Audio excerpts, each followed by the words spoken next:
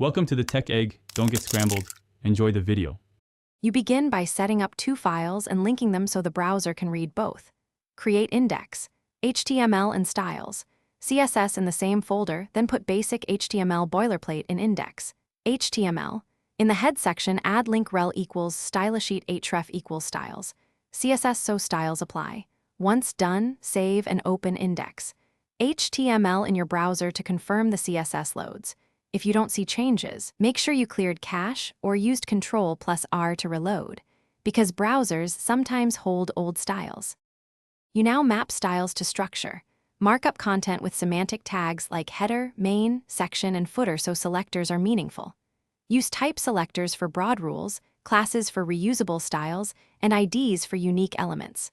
Once done, combine selectors with descendant or child combinators to scope rules. Remember the cascade. More specific selectors override less specific ones, later rules override earlier ones, and important should be a last resort. Make sure to test changes incrementally to avoid style conflicts. You complete the build by choosing a layout system. Use Flexbox for single-axis layouts and Grid for complex two-dimensional layouts. Both are responsive-friendly. Once done, use browser developer tools to inspect elements, tweak spacing, and set media query breakpoints for different widths.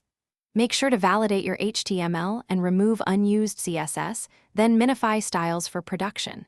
If things go wrong, a key troubleshooting tip.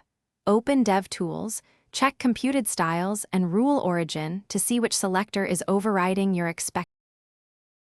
Thanks for watching. Consider subscribing if I helped unscramble your problems.